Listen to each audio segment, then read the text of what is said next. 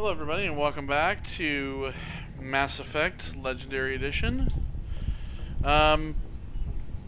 So the last time that we played, we pretty much had, completed Novaria, and we talked to Liara and Caden a little bit. We're trying to basically start the relationship path with Liara. And so now we're going to. I think we might talk to Chakwas, but is there something you need? I don't think. How well do you know the lieutenant? Talk to her about Caden. I'd never worked with him before this mission, but he has an impressive service record. Over a dozen special commendations. Tends to keep to himself, though. Maybe because of the headaches. It's not easy being an L2.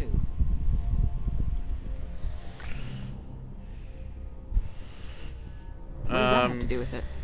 Well, most biotics now use the L3. Yeah, no, we're already aware of that. What kind of I think we already talked to her about severe this. mental disabilities, insanity, crippling physical pain. How did you end up? I enlisted right out of med school. But humanity needs the Alliance if we... We already talked to her about this. Special about working. I should go. Goodbye, Commander. Alright. So yeah, we already talked to her about all that, so... No point. Dr. Chakwas is somebody that we will talk to a lot more, though, in Mass Effect 2. Alright, so let's talk to Garrus. Commander, good to see you. You've been with C-Sec a while. Have you seen much action? Well, not as much as you, but yeah, I've seen some interesting things. I bet you have. Anything in particular that stands out? I remember this Solarian geneticist I was sent to investigate. Funny. The case was a bit disturbing. Funny, you want to talk about Solarian geneticists? We're about to go talk to some of them in a little bit. Why were you investigating him? I was tasked with tracking black market trade on the Citadel. Most of it harmless, nothing I needed to pursue. But during the course of my investigation, I noticed an increase in the trade of body parts, organs mostly. We usually get a few of those, but not the numbers I was seeing. We weren't sure if there was a new black market lab or if some freak was harvesting organs from citizens. You've seen this before on the Citadel? Every so often, some lab sells unwanted parts through the black market, but they're not as bad as the cycles. I remember this one L-Corps diplomat we caught in my first year on the job. He was hacking people up and selling their organs, had the station in a bit of a panic. But this case wasn't that clear-cut. Turns out there was more going on than we first realized. Could you imagine an L-Corps doing that? Angry. I'm going to chop out your liver. Surprised. You have a lot of blood for a human. Like, how does an L-Corps go about hacking people up? So how did you figure out what was happening? First, we got a hold of a sample and ran DNA tests. The weird thing was, the match led us to a Turian who was still alive and was very convinced he'd never lost his liver. After a bit of digging, I discovered this Turian worked briefly for Dr. Salion, the geneticist. So I went to his lab hoping to find evidence of cloned organ development. There was nothing. No Solarian hearts, no Turian livers, not one Krogan testicle. Krogan testicle? You're kidding, right? Why would anyone want Krogan testicles? Some Krogan believe that testicle transplants can increase their virility, counteract the effects of the genophage. It doesn't work, but that doesn't stop them from buying. They'll pay up to 10,000 credits each. That's 40,000 for a full set. Jesus Christ. Somebody's making a killing out there. So what about the doctor? What did you do about the geneticist? I brought in some of his employees for interrogation to see if I could get them to talk. While I was interviewing one of them, I came across something suspicious. Yeah? Go on. One of my detainees started bleeding profusely during the interview. We offered to patch him up and he got frantic, freaked out. I ordered a full exam to find out what was going on. Our medics found incisions all over his body, some of them fresh. Victor Zaz, anyone? These people weren't just Dr. Salion's employees. They were test tubes. Walking, living test tubes. That's sick, He bro. was growing parts inside these people? Exactly. He cloned their organs right inside their own bodies. Then he harvested them and sold them off. Yeah, that's fucked up shit. The victims were poor.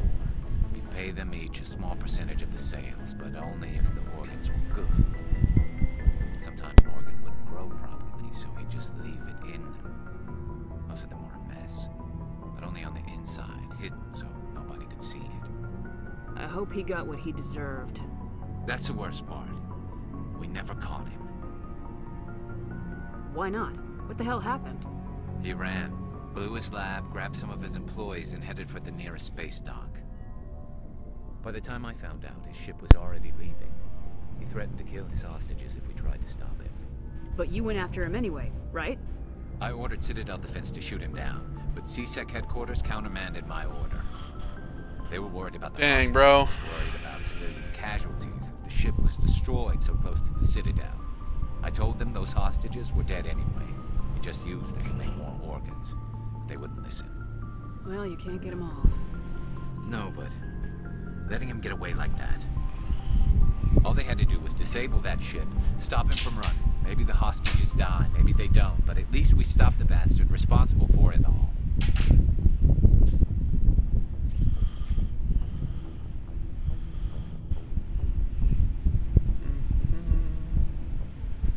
A few casualties is a small price to pay to stop someone like that. Yeah, exactly. I mean, those hostages might be wishing they'd died by now anyway. Just wish I could have stopped him. That's all.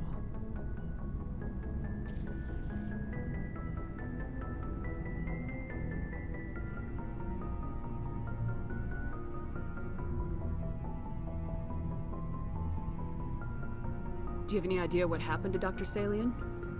I sent out feelers from time to time, hoping to find something. I thought I'd found him a while back. He changed ships and changed his name to Dr. Hart, his idea of a joke, I guess. I told the military, but they weren't convinced it was him. I got the transponder frequency for his new ship, but I just can't get anyone to check it out. I'll check out the coordinates when I get a chance. I was hoping you'd say that. But Commander, take me with you when you go. If it's Salion, I want to be there when you find him. Fuck yeah. Alright, so now we have that quest to do. Very interesting. You know, the idea of this crazy doctor growing organs inside people and then just harvesting them. It's pretty insane shit. Alright, we talked to Ashley. What's What are we your doing? opinion of the last mission? You mean the Rachni, right? They were dangerous, Commander. They proved that 2,000 years ago. I think it was a mistake to let them go. But that wasn't my call to make. It was yours. You know, you really should talk to T'Soni about her mom. She has to be hurting. I already did. Just saying, Commander. Do you have a few minutes to talk? One-on-one? Sure. I was hoping to get a minute of your time. Off the record. Is this duty-related, Chief? No, ma'am. Well, maybe. I know things are different aboard the Normandy, but I'm concerned about the aliens, Vicarian and Rex. With all due respect, Commander, should they have full access to the ship? This is where you start learning about Ashley's personality. She's very... Now, here's the thing. When I originally played through and, like, did, you know, my career as male shepherd, I didn't save Caden, I saved Ashley. And when you play through the other games, you start... I mean, in this game, you kind of learn that Ashley's not really a fan of aliens. It's not until, like, Mass Effect 3 where you realize that Ashley is just a full-blown racist. She just hates everything that's not human. She's like somebody who agrees with, like, Cerberus a lot, and she's kind of a piece of shit. And so, if you keep her around when you're doing playthroughs in the, second and third game, she's always going to be somebody that is going against most of your crew, because most of your crew is always going to be... I mean, Mass Effect 2, there's a lot more human people on your ship, but in Mass Effect 3, there's so many different, like, characters that are alien that'll be on your ship, and she's just somebody who just hates all of them. And it's just, she's a full-blown space racist. So, I think that as this, we're going to kind of butt heads with her, and we're gonna take her to the we're gonna teach her a lesson about hating people that don't look like you. You don't trust their motives because they're not human. This is the most advanced ship in the Alliance Navy. I don't think we should give them free rein to poke around the vital systems. Engines, sensors, weapons. Well, before we just say she's out of line, You don't let's trust just... the Alliance's allies? I'm not sure I'd call the Council races allies. We, humanity, I mean, have to learn to rely on ourselves. Yeah, and relying on ourselves is getting us killed. By mistrusting our How do you get allies? from relying on ourselves to mistreating our allies? I don't mean we should mistreat them, Commander. I just think we should be prepared to go it without them. As noble as the Council members seem now, if their backs are against the wall, they'll abandon us. How cynical. Pessimistic view of the universe, Williams. A pessimist is what an optimist calls a realist. Look, if you're fighting a bear and the only way for you to survive is to sick your dog on it and run, you'll do it. As much as you love your dog, it isn't human. It's not racism, not really. Members of their species will always be more important She said than it. humans are. She said the R word. She said races. There you go. It's not racism, not really. Yeah, but isn't that what all races say? It's not. That's not really racism, though, is it? I mean, it's just stereotype. You know, that's what they all say. And first of all, if there's a bear, I don't think you're gonna send the family dog to attack the bear. To be honest, give me a break. This is an Alliance warship, not the Parliament floor. If you're Earth first, vote for the Terra Firma party. Terra Firma is a pack of jackals. The founders had ideals. These days they just play off xenophobia and bigotry. Xenophobia and bigotry? You mean the same things you're spouting right now? My father, grandfather, great-grandmother, they all picked up a rifle and swore the oath of service. I guess we just tend to think of Earth's interests as our own. Just shut up. That's one of the options. Just shut up. You know, let's talk about the I come military from a military family. family too. My parents were both Navy. Anybody in your family we might know? Couldn't say, Commander. We probably have a lot. Oh, of so all of your family were You losers. Join up to Okay, carry on the tradition. I don't think yeah, I I meant did. to start a family tradition, but after 16 years on ships and stations, how could I spend my life on the ground? You're lucky. I spent most of my career as groundside garrison. Doesn't your sound like service. you've worked with aliens before. No, ma'am. Mainly I've been groundside, part of the surface garrison See? forces. I did get a She doesn't rotation on work space with any station for aliens. training. Every Marine a rifleman, every rifleman ZG certified. See, so there you go. That just proves the point. She doesn't work with any aliens, so she doesn't like them. You know, it's like, oh, well, I don't work with any black people, so I don't like them. It's like, it's... See? Her personality shows up, and then if you take her through the other games, this just gets worse. She's just like, you're gonna trust the alien person over me who you've been friends with for years? That's what she pulls. That's the kind of bullshit. That's why the choice that we're gonna be making, she's gonna be the choice to do the thing. She did get a. She was like, I did get a rotation. Like, just one? Your record is spotless, and your technical scores are exemplary. You should be serving with the fleet. Anyway, that's why I haven't served with many aliens, Commander. Well, you have to work with All right, aliens. I can see where your concerns are coming from, Williams. But this is a multilateral mission. You're gonna have to work with aliens, like it or not. It won't be a problem, Commander. You say jump, I say how high. You tell me to kiss a Turian, I'll ask which cheek. I'm glad there won't be a problem. Anything else you need, Commander? Dismissed, Chief. Ma'am. So there you go. So I mean, in reality, here's the thing. Starting a relationship with Ashley, in terms of character, when it's like with Male Shepherd, when I did a playthrough and like romanced her, typically you have to like agree with her on a lot of things, and she's like, oh, I'm so glad you see it our way, and kind of alienate, quote, alienate the rest of the crew. So, Let's talk to Rex. we've got Saren on the run. Yes, we It won't do. be long now. Saren's good, but I'm better. Good. He's rotten. To the core. as soon as I met him. Why didn't you tell me this sooner? I would have if I thought it was important. I think I'd like to hear about it just the same. This was a while ago. A bunch of mercs were bragging about a job out near the edges of the Terminus systems. They said it paid well and the boss was never around to ride them.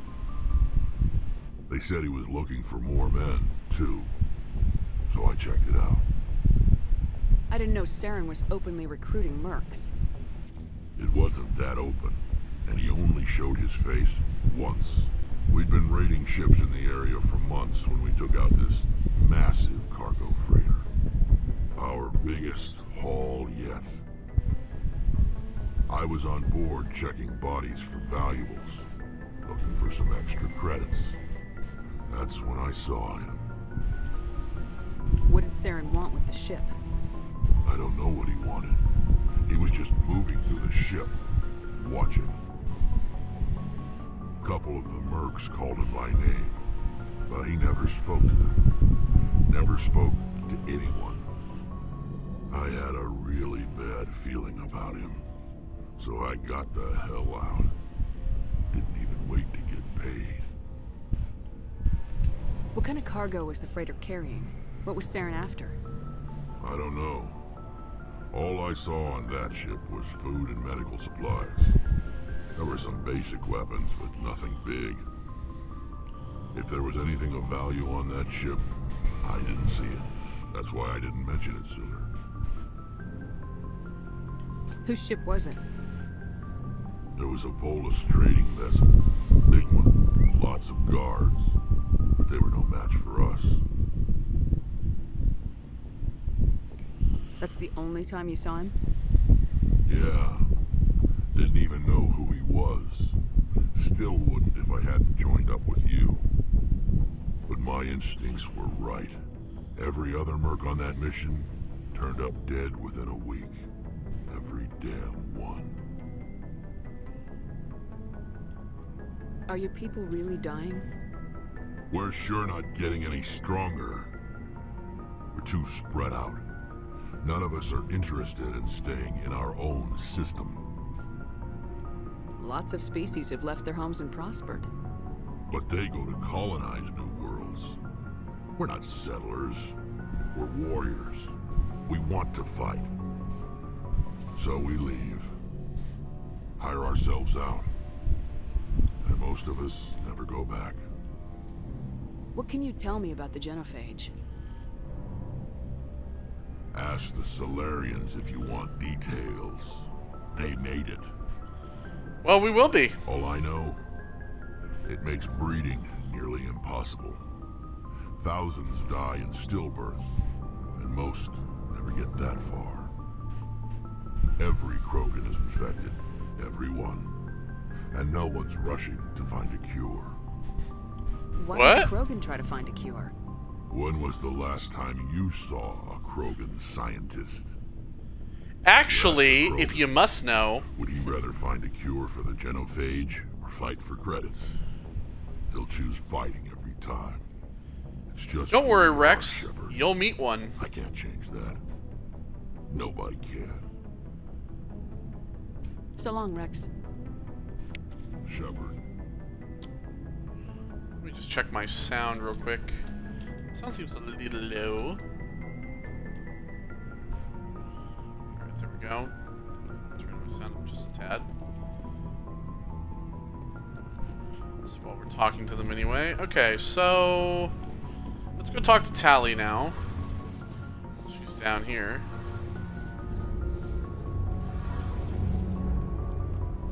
Oh, hello, Shepard. Are you okay?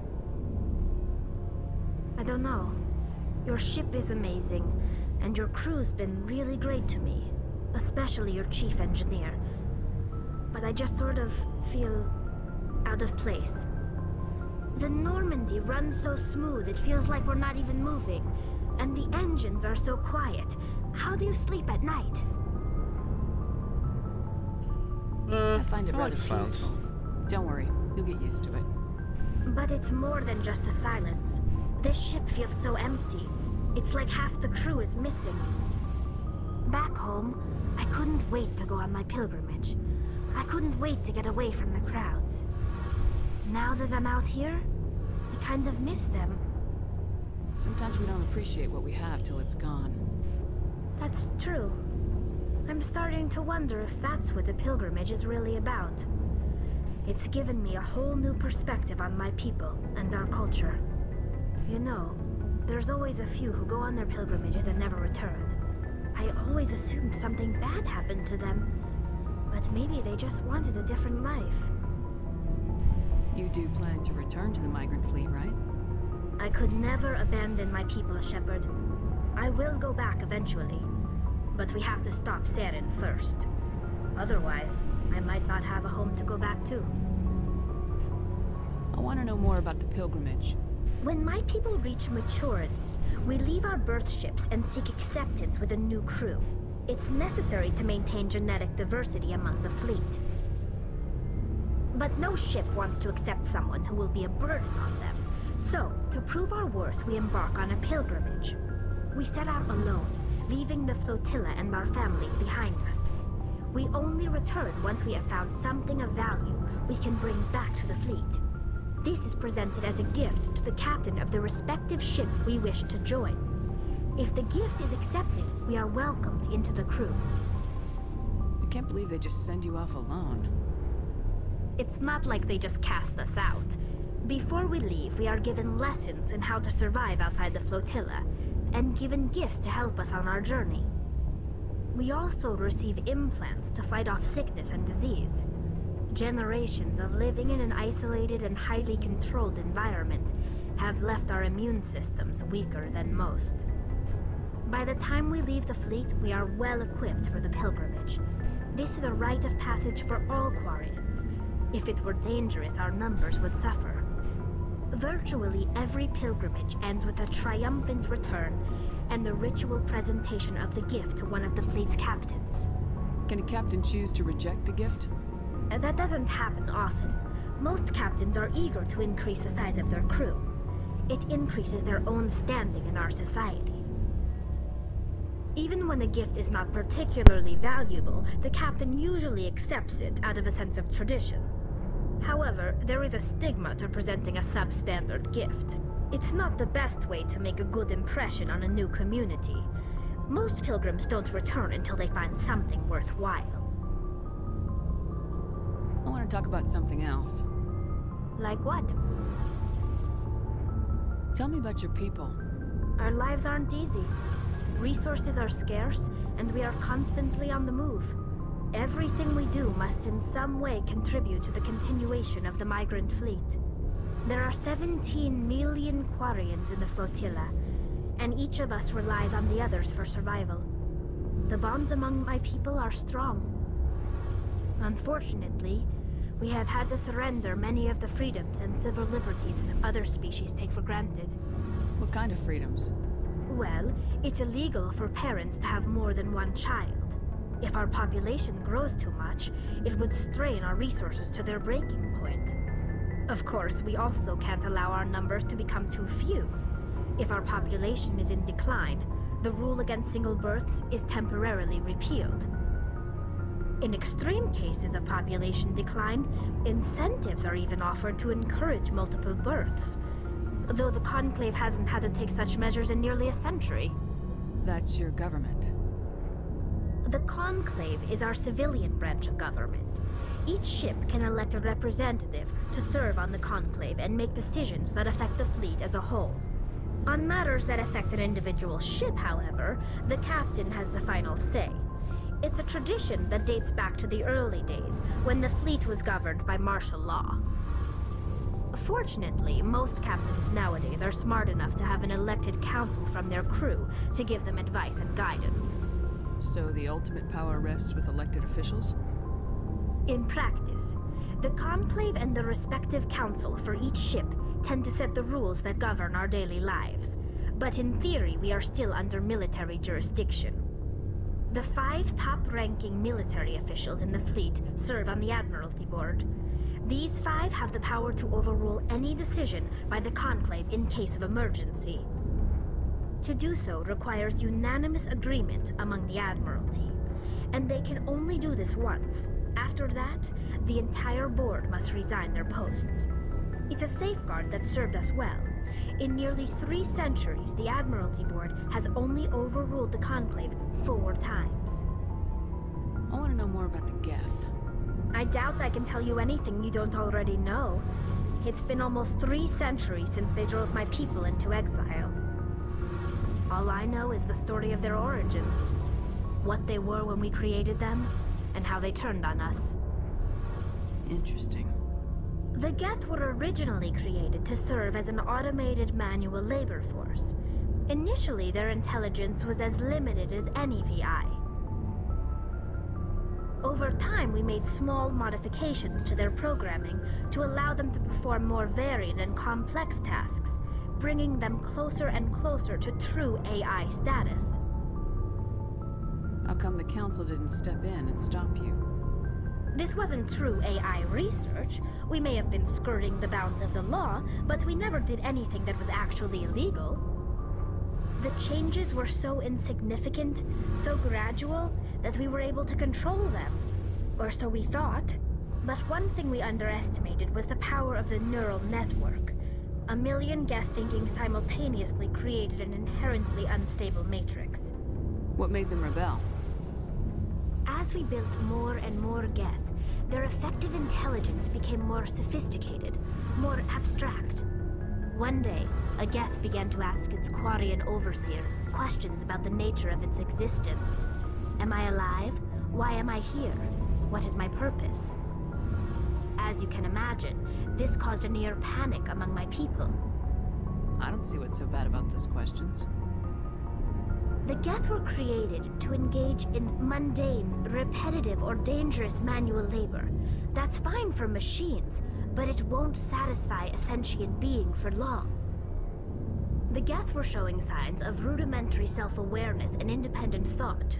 If the Geth were intelligent, then we were essentially using them as slaves. It was inevitable the newly sentient Geth would rebel against their situation. We knew they would rise up against us, so we acted first. A general order went out across all Quarian-controlled systems to permanently deactivate all Geth.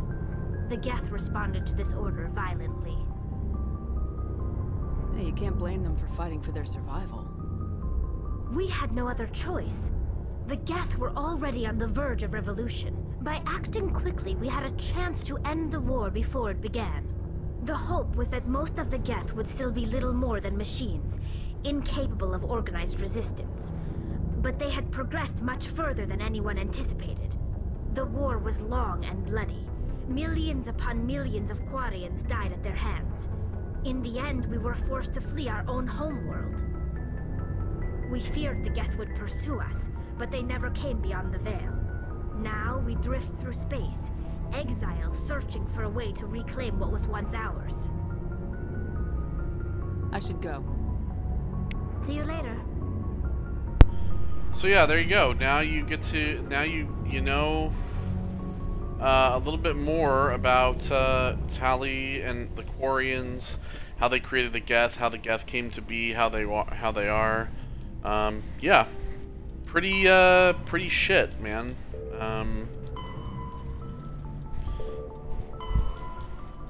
I mean, they kind of got what was coming to them, I guess, in a way, by creating the Geth and doing what they did, but, you know.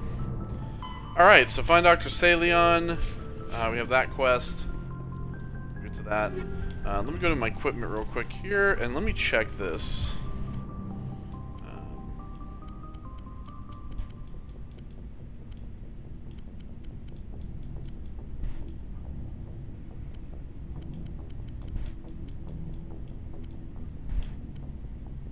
Okay.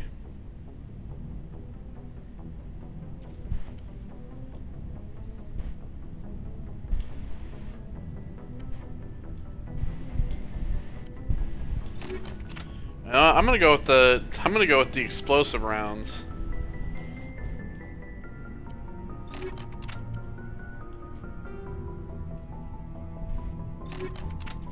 Okay. 9, 8. And let me check Liara's locker real quick to see if there's anything that she can take that's better. 2.2. That's not really worth it. That one is better though.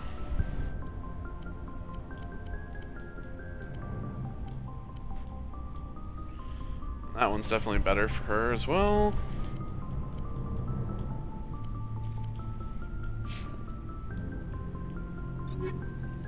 Tally's locker. We can actually give her a better assault rifle if we wanted to.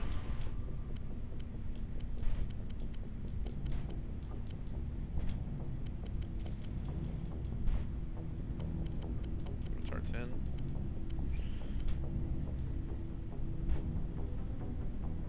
Oh, that's definitely better, actually.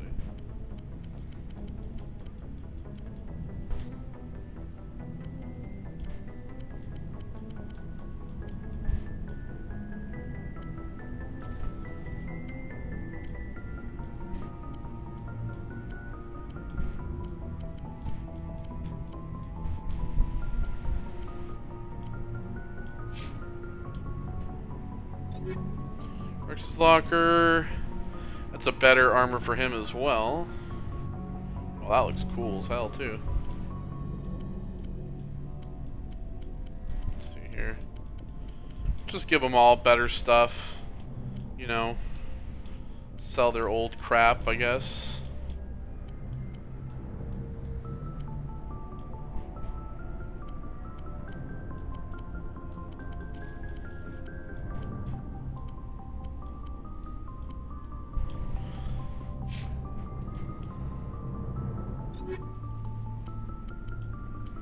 Here's his locker.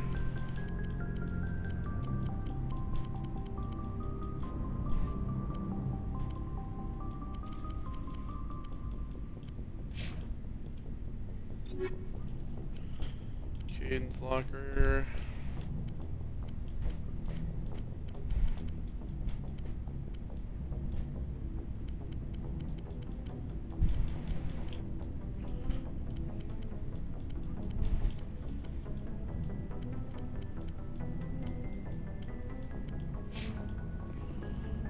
And then Ashley's locker. Let's see here.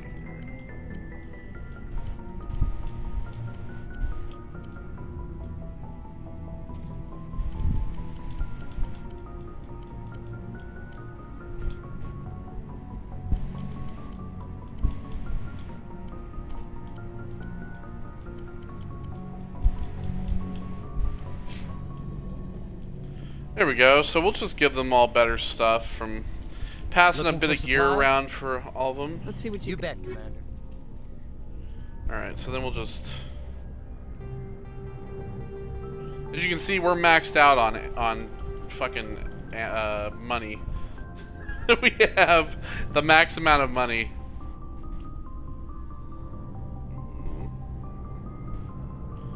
Alright, I'll buy that.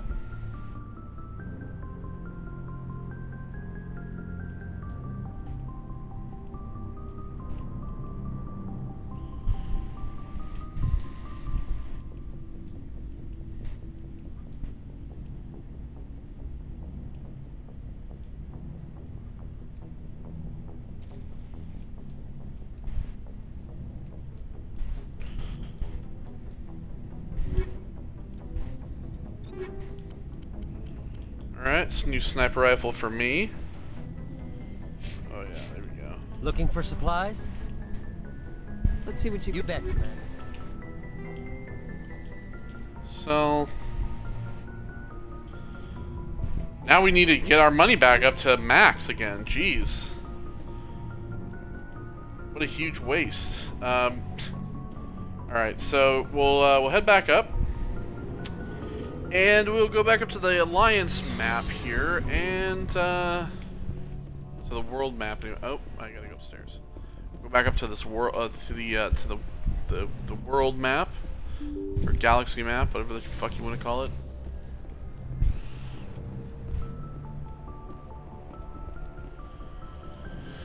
And, what do we have? So we have,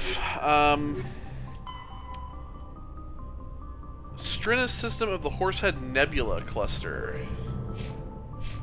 Alright, so we'll do that.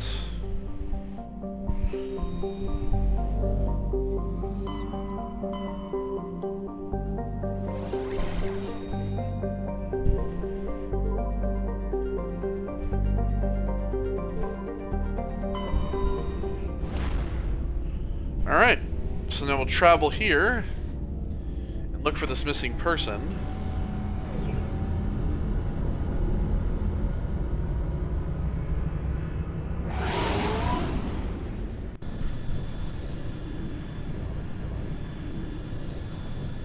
Message coming in.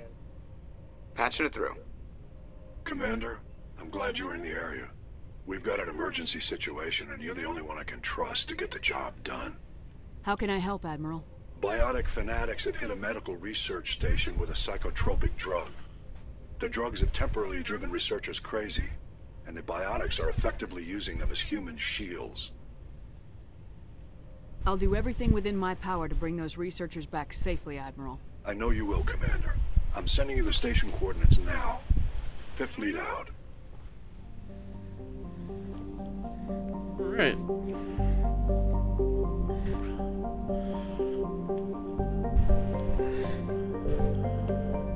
Okay, so what we got here? Antatara, standard hydrogen helium gas giant with traces of ammonia, hydrocarbons in the atmosphere lent a distinct brown tint. Traylon. Traylon is a lifeless rock with trace amounts of xenon and krypton. Its surface contains large amounts of iron and magnesium silicates. Due to heavily catered terrain, starships are discouraged from landing. A Solarian religious cult claims that a certain pattern of overlapping craters in the southern hemisphere resembles their goddess. I think we actually read this.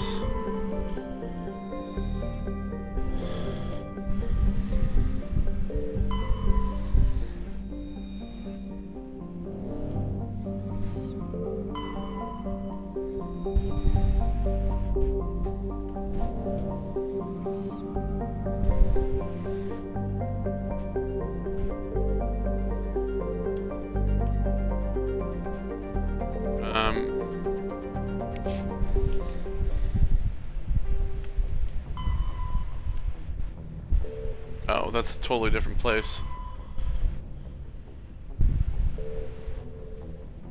So we're looking for a ship is what we're looking for.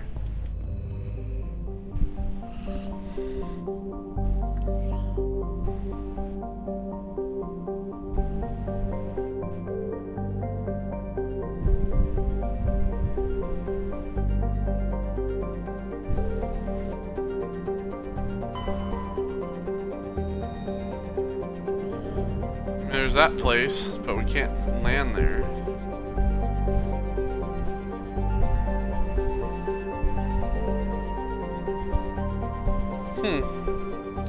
It's very strange.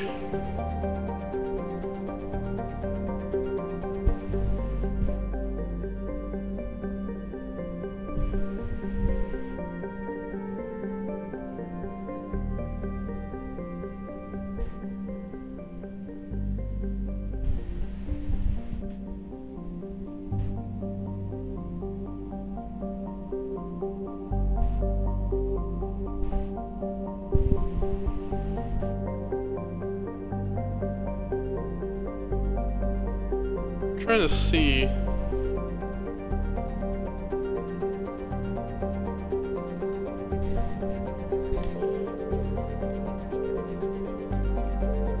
Should this be around here somewhere? Oh, there we go.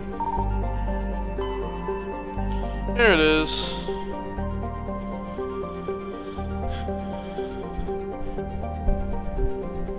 Majesty is a Kowloon-class modular conveyor of human design. The ship is a derelict. All compartments are exposed to space, and the fusion plant is leaking. The damage is consistent with ship-mounted mass accelerator fire. Faint trail of radioactive particles, possibly exhaust from a sublight nuclear engine drive, leads to the nearby planet of Zalwyn. There we go. So now we should be able to land here.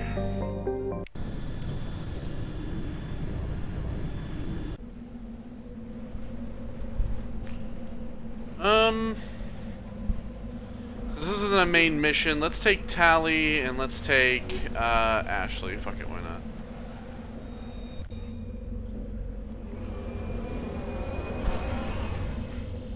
They should have some points that we can level up as well.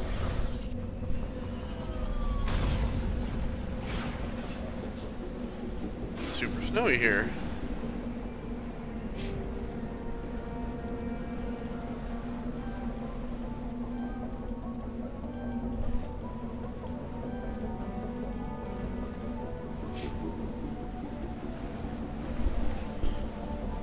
Right,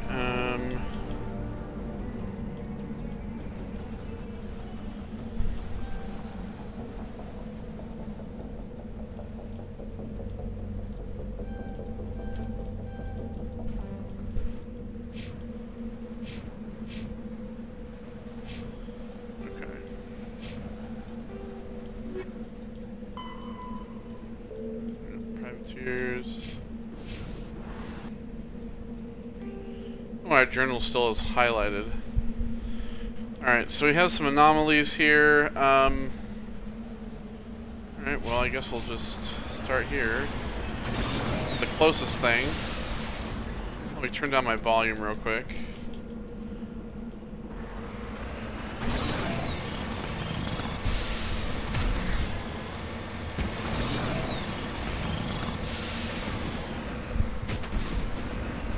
Ancient debris. Cover.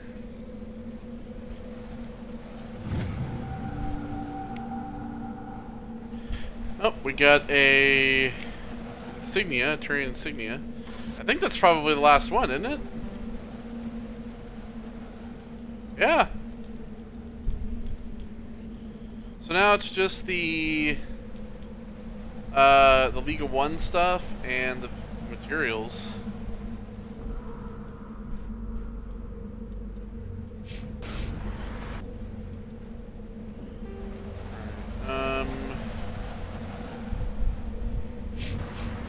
Go to the debris here.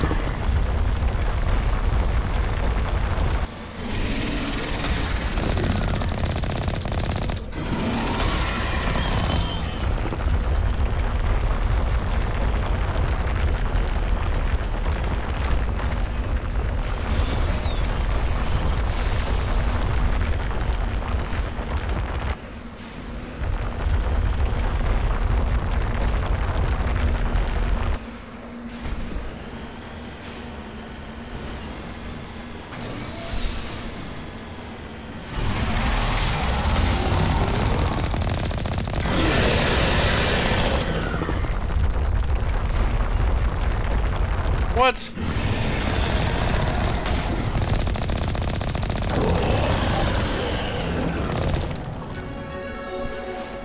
Yeah, there we go.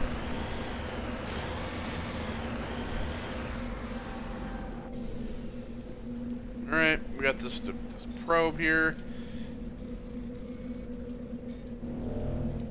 Ah, fuck.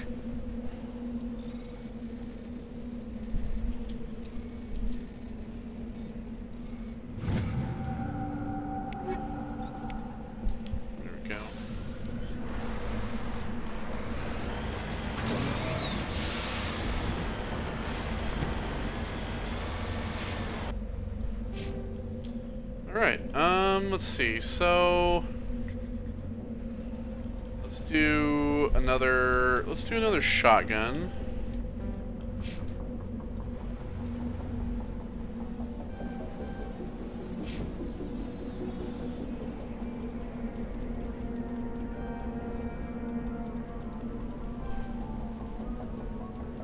Another shotgun for her. Our Paragon is totally maxed. Check that shit out.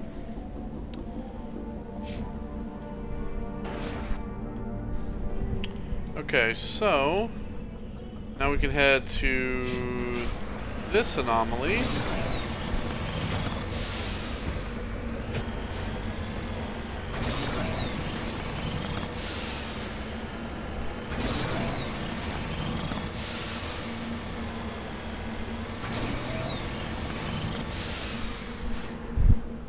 Hold on a second.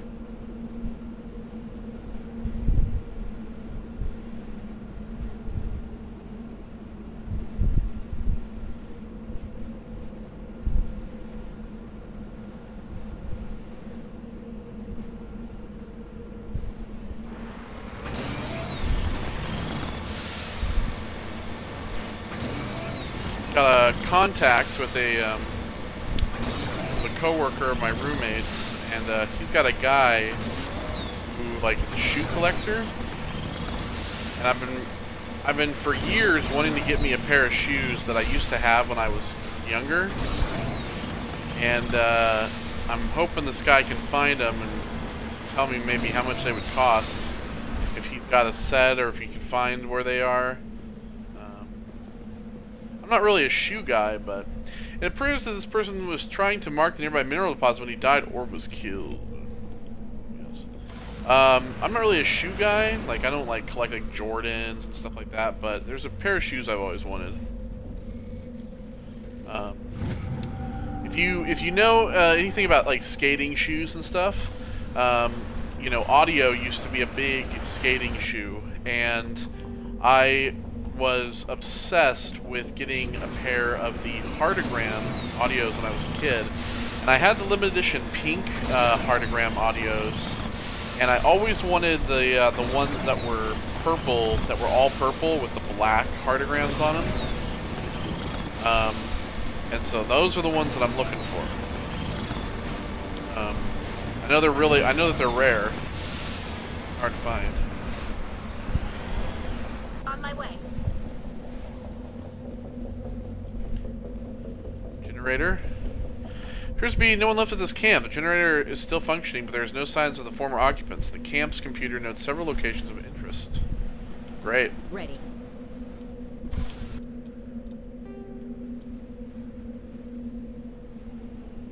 Alright, so we did that. We got those, so cool. We have some more. Head to this stuff. This planet's pretty desolate, pretty, you know, and I would live here.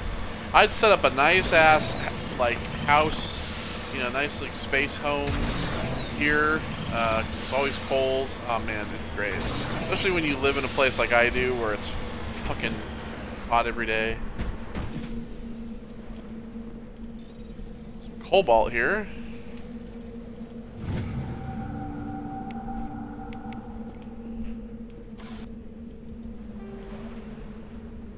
We have another anomaly up here.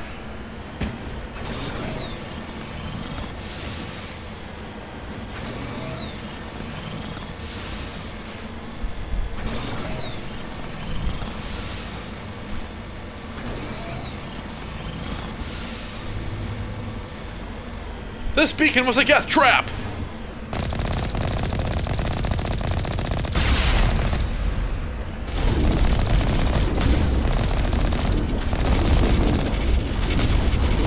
It's a trap! Oh no, what will I do against the dumb horse things? Can I investigate this beacon?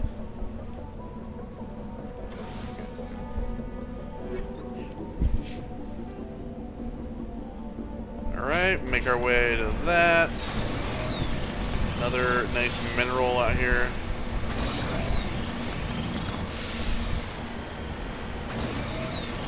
So if you've never played these games and you're wondering, with like the other games, for example like Mass Effect 2, how do you get like minerals and stuff like that, and do they play a role?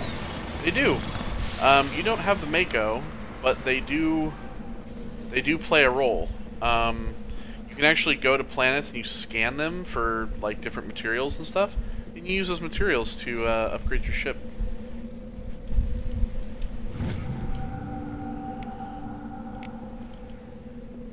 The second game plays out, like, actually quite differently than this game, like, and I mean quite differently. The difference between this game and the second one is drastic.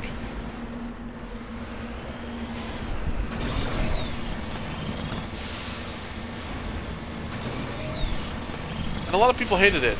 I like it. I think that Mass Effect 2 and 3 are easily much better games than this one, especially story-wise.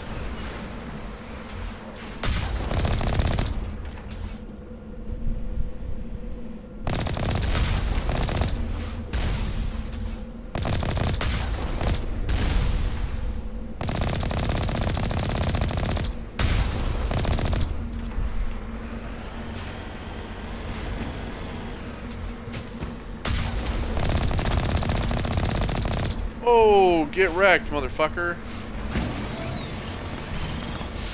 Really gonna try to fight my ship, bro? Ooh, we got toasted. Moving out. Get your guns, folks. Stop just like switching to the sniper rifle only. All right, it's a little musty up in here, but Go, go, go!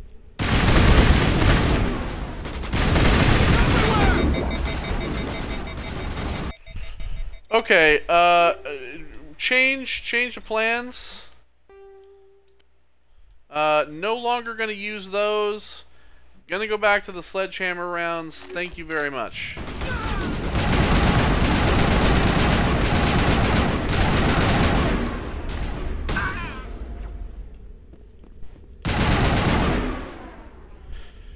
Those explosive rounds like overheat my fucking assault rifle almost instantly. I'm not gonna use those.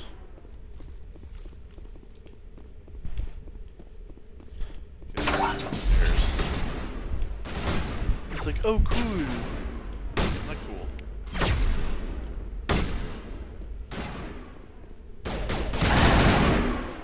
Okay, they were standing off of the side of the...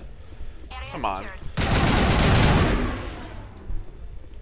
They were standing off the side of the ledge. Come on, game.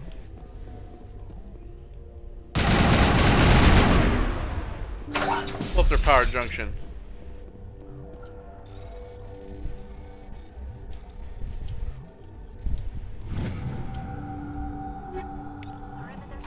Alright. Okay. Captain Willem. Anomaly identified. You've discovered the corpse of Captain Willem, the MSV Majesty. His stiff fingers were wrapped tightly around a small data pad. Take the data pad. So we gotta find a man named Garth in the Citadel Tower. Tell him his brother Willem has been killed by privateers. Alright.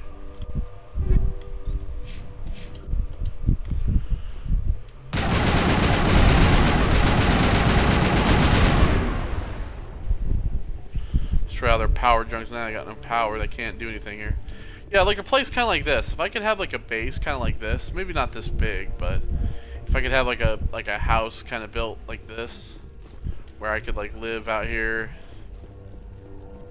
in the deepest reaches of this frozen apocalyptic wasteland, I'd be happy. All right, return to Normandy. Okay, so, now that we've done that, besieged base. Go to the medical base. Get the medical base on Kohei, located in the Cassis system of the Hades Gamma cluster. Alright.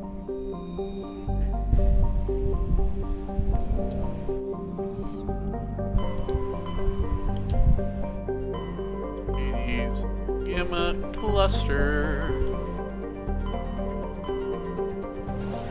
There it is.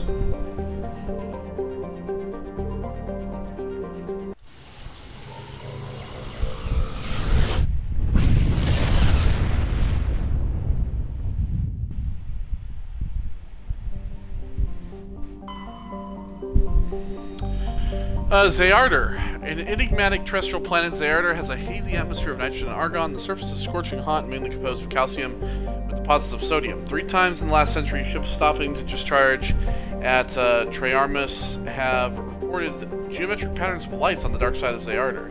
Since a closer investigation proved fruitless, the lights disappear and ships move approach the inner system. There's some mercury there, though.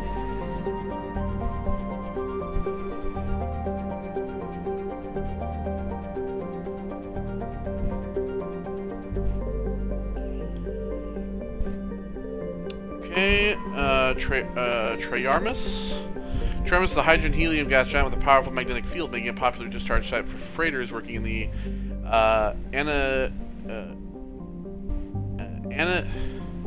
Anazi Ishtar shipping route. Some words, man, I'll tell you what. It is popular enough, in fact, that quarrying ships can often be found loitering in orbit, selling the freighter cruise ships cheap refreshments, salvage, and odd craftworks assembled by their children. There are no ships in orbit at present, however. Damn. So I'm going to get a cheap refreshment. Ferengor. Or Ferengor. How about that? A large but low-density terrestrial world, Ferengor is generally believed to be to consist mainly of water ice, occasionally upwelling of metals caused by the interacting tidal forces of several large moons. Just the core is small but extremely dense. Ferengor has a thin atmosphere of carbon dioxide and ethane. Its frozen surface is mainly composed of dark carbon-laced water ice. 10 years ago, Ferengor's grim surface color and dim illumination drew the cinematographer Risa Uvarson to film the exterior scenes of Starless on location. Acknowledged as a masterpiece of gothic horror, the sets, well preserved by the vacuum, draw hundreds of tourists to the backwater system every year. Got some polonium. Fuck it. Done with the words. Zamari. Virmire is a small airless crater terrestrial, a lifeless rock quite similar to Luna. Its frozen surface is mainly composed of silicates, though one hemisphere has several seas of dark basaltic rock. And finally, Chohei. Chohei is a terrestrial planet whose surface is mainly composed of aluminum with numerous deposits of calcium. Though it has enough mass to retain a dense atmosphere, Chohei is nearly a vacuum. This lack of atmosphere allows a moderate average temperature, but the differences between day and night are extreme. The surface of Chohei's sunward-facing side is usually covered by a haze of volatiles, mainly water vapor and carbon dioxide, which return to the ground as frost over the course of a long, cold night. The Serta Foundation was established as a research outpost on Chohei to investigate the native subterranean life of the planet, which shows incredible resilience to extremes of heat and cold.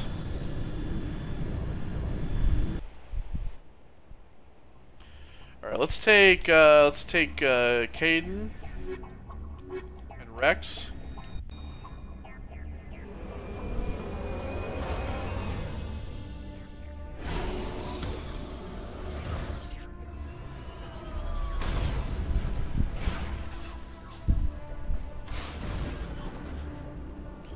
Alright.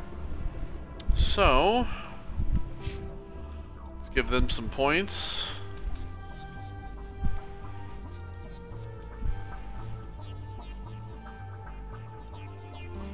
He's got lift now unlocked. Let's give Rex some stasis. He's unlocked throw now. Alright.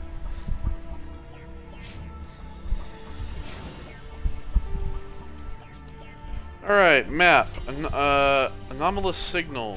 Let's go there. That's the closest.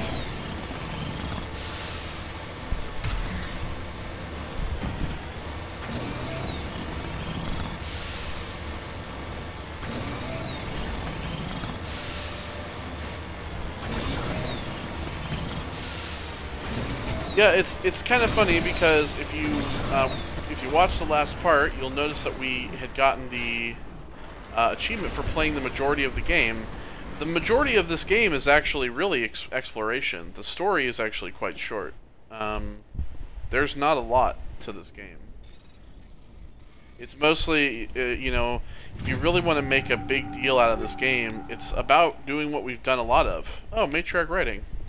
It's about doing a lot of what we've already done, which is exploring these planets. Ignition kit. Something limited by small credits of one of Matriarch Delingo's writings. We have a safe.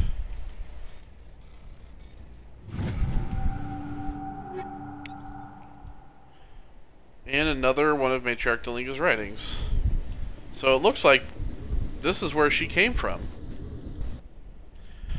Close transmitter, you're contemplating a recording of a Wristful String Quartet. You power the system down. Whoever lived here, they haven't been back in some time. The crates are covered in Chohei's chalky dust, and the status lights of the shack indicate its atmosphere ran out long ago.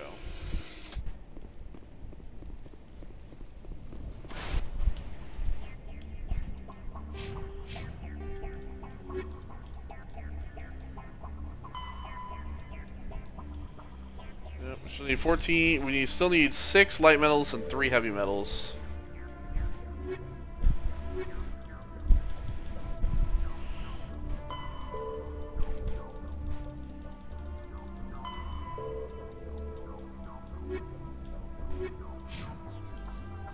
That was the journal was giving a shit about?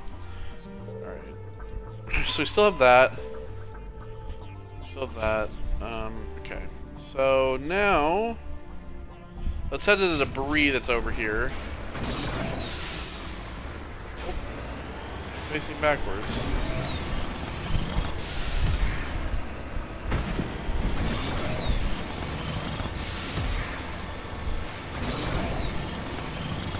I mean, the jump jets can be kind of used to, like, get yourself over, like, little humps like this.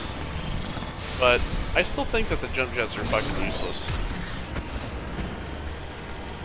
Because you're usually at an angle when you're in the air.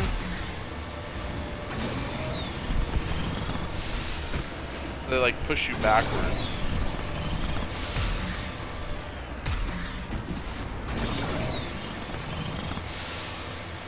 Thresher Maw out here for the love of God.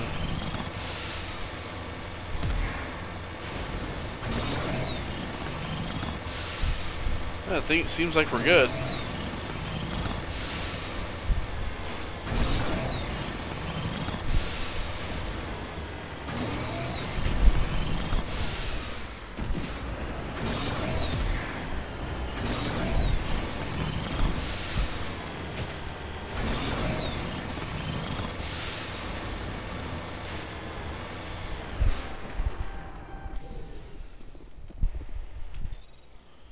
Okay, crash probe.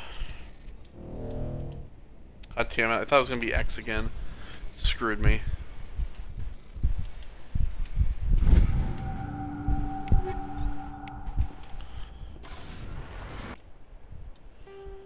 Alright, and now that we've done that, we'll head to the science base.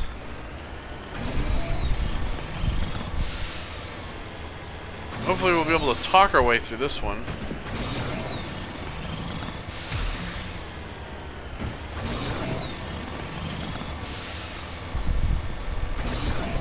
Oh, I think there's a Thresher Maw here. Yep.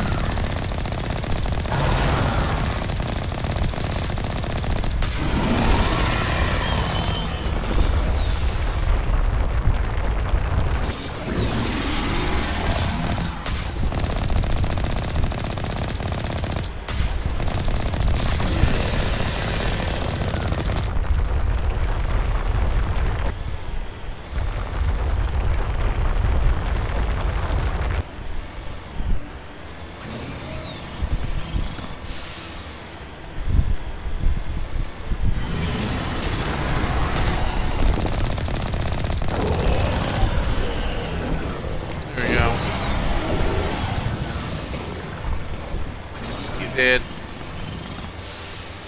I'm not doing it for the credits anymore, to be honest. Our credits should be filled still. Max money. You can buy anything in the galaxy now.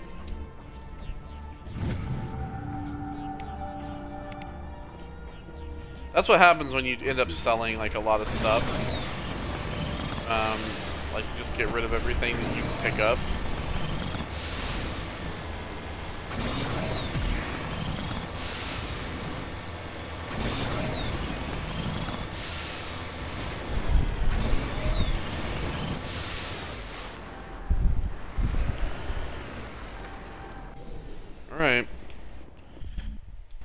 without our guns out, shall we? Take down the terrorists. Take down the terrorists, but remember to check your targets. The civilians are addled by the drugs. They'll wander right into the middle of a firefight.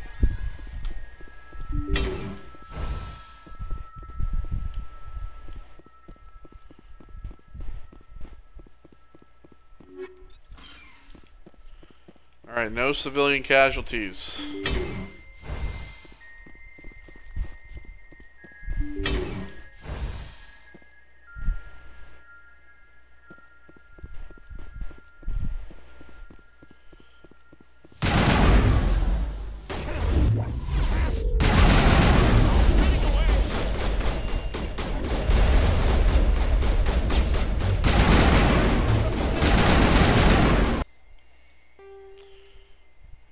Should we... Well, shit.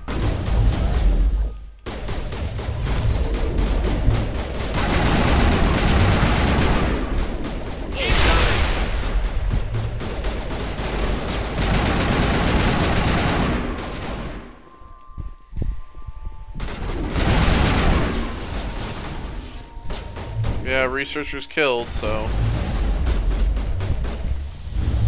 Damn it, these fucking assholes.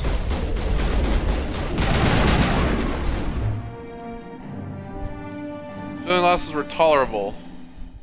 Wish of humanity, how those biotics didn't seem that different from others can we deal with. I mean, we could always just lie and say that it was... They come toward you, look at them. Have to look away. Keep moving. Still your... I was just lie and say that, like, they were already dead.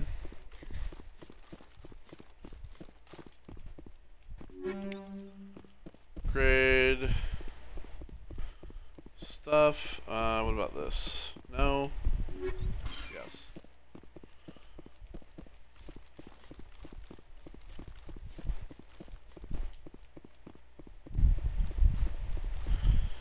Alright, well.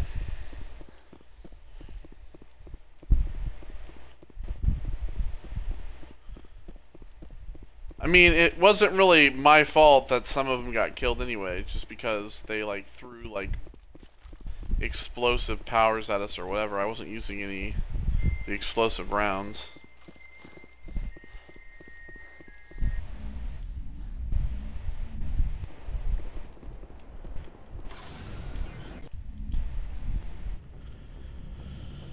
Alright, well... Message coming in. Here we go. Through. Gotta deal with the... Commander. Deal with it. You took down the biotics with minimal collateral damage. I'm sorry we lost some of the researchers, Admiral.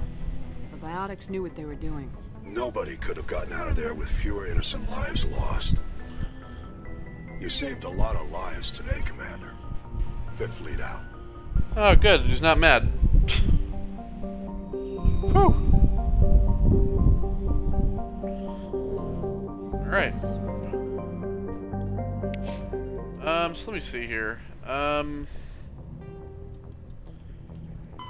So, find Dr. Salion, last known whereabouts.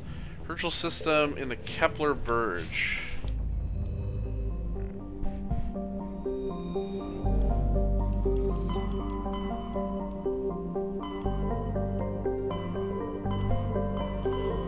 I don't know which ones are which, so I just have to, like...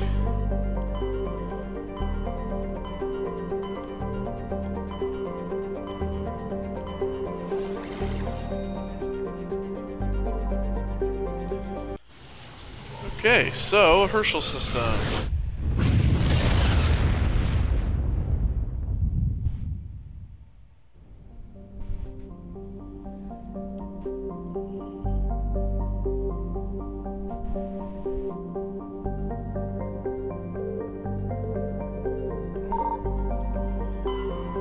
Rocky asteroid. Platinum, nice. Klobaka. Klobaka is a moderately sized terrestrial world with a hazy hydrocarbon atmosphere. Its surface is mainly composed of chlorides, deposits of solid and liquid form hydrocarbons.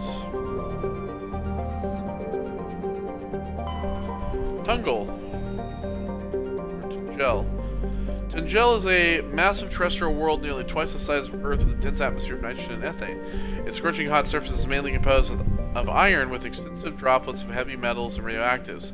It is a mineralogical treasure trove and many corporations are lobbying for mining rights. Mattol. Several attempts to chart Mattol have been made, but none have been successful. By normal standards, a small rock planet, Mattol has a dense atmosphere composed of carbon dioxide and argon, with a surprising amount of water vapor. Fogs and rain are common on the barren, lifeless surface. Mattol is pleasant enough to be considered a terraforming prospect, although its low mass and high radiation of the energetic blue star, Herschel placed it fairly far down on the list.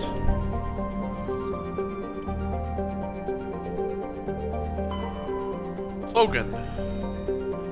Logan's hydrogen-helium atmosphere is given a fairly dramatic emerald tint by chlorine and ionized gases. It has nearly 100 moons. One of which is this fucking ship, the MSV Feedly? The Feedly is a Kowloon-class modular conveyor of human design in addition to standard cargo bay. The hull has several biological research modules attached. Private owner Dr. R. Hart. Har. Funny. Alright, so Garrus, of course, and Liara.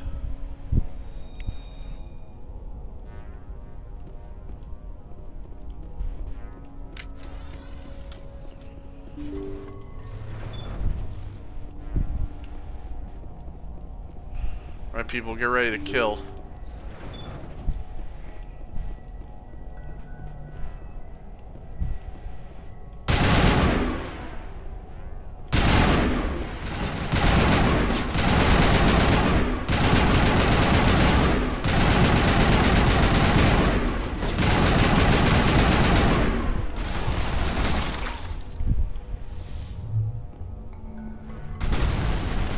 I can't shoot.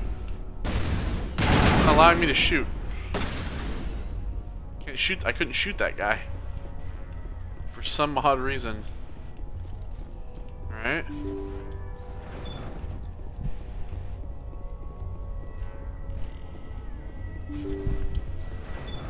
Thank you. Thank you for saving me from those things. Commander, that's him. That's Dr. Saleon. What? My name is Hart. Dr. Hart. Please, get me out of here. Garrus? I'm sure it's him. Positive. There's no escape this time, Doctor. I'd harvest your organs first, but we don't have the time. You're crazy. He's crazy! Please, don't let him do this to me. Put him out of his misery so we can get going. Gladly. Your days of butchering are over, Doctor. No! Please! Please! That was satisfying. Good. Remember that feeling. That's how it should be. I will, Commander. Well, I guess we're done here.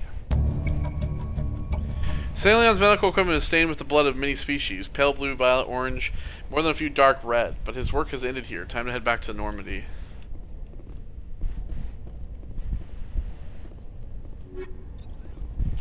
Well, we can actually take all of his stuff.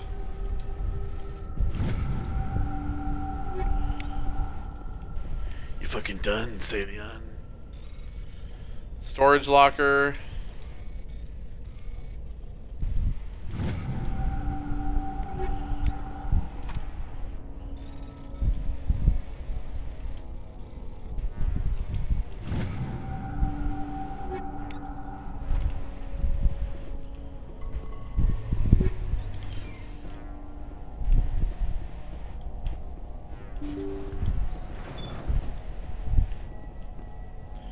Alright, well before we head back,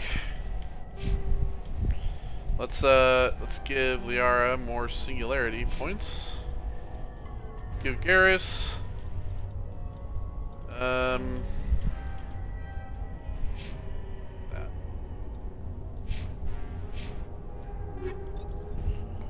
Alright, equipment.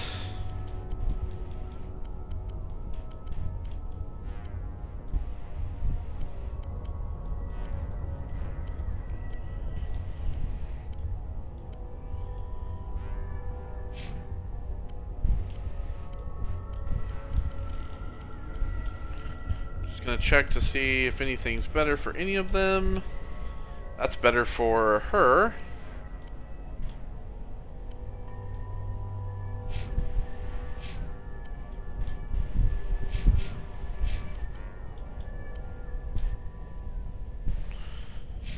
It's the same.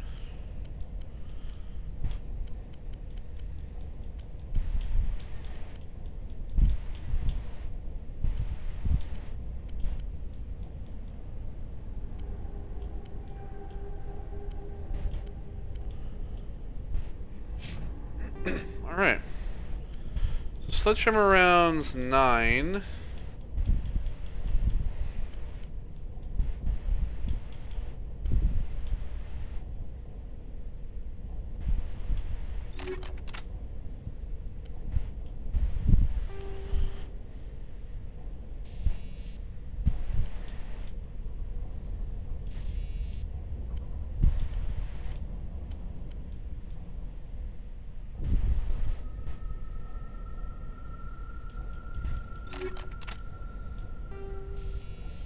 On here, 8. Let's get the 9 on there. Kinetic coil 8. Kinetic coil 9. And then let's do the sniper rifle. High explosive rounds 9. Extension 7.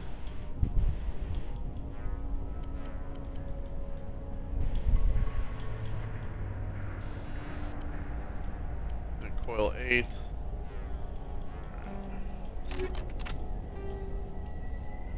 High explosive 9. Combat exoskeleton 9.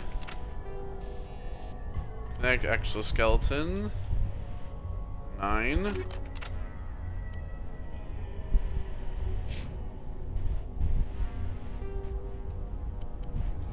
Tungsten round 7. Tungsten round 7.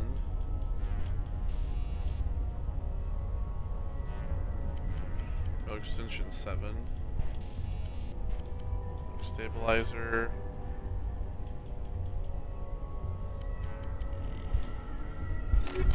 Or kinetic coil. Alright, I think that's good enough. Okay, so now we shall head back.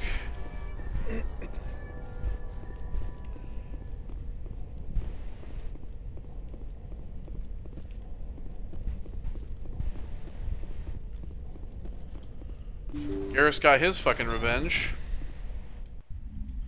It's funny because this mission kind of plays out like something in Mass Effect 2. There's loyalty missions, and they're kind of like that. They're kind of like, you know, where you go and do something. Okay, so... oh yeah, let's go back to the Citadel here. Let's go back to the Citadel and go finish this quest.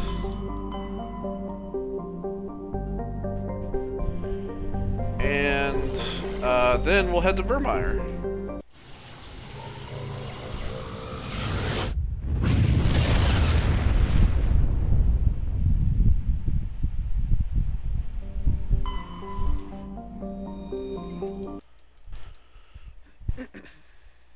Oh.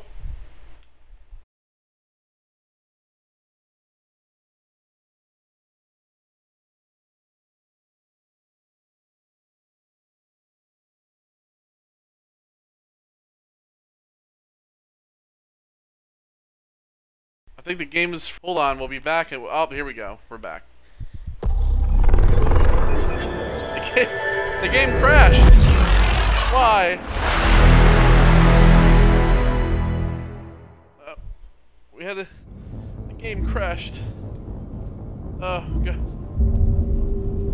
Why did it crash? Where are we?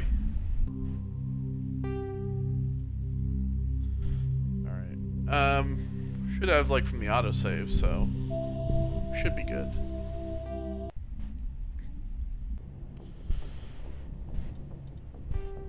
Hopefully. Yeah, okay. So hopefully that doesn't happen again.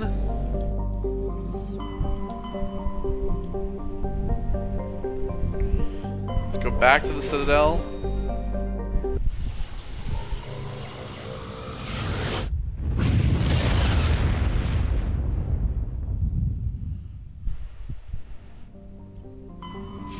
Okay, just in case the game crashed again, let me save.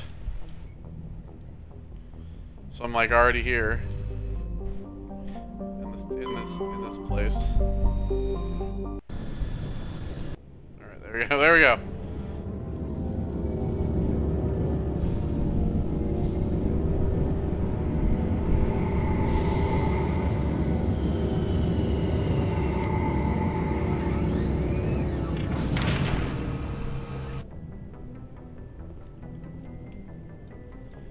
Alright, so where's this guy at? He's in the Citadel Tower. Alright, so we'll...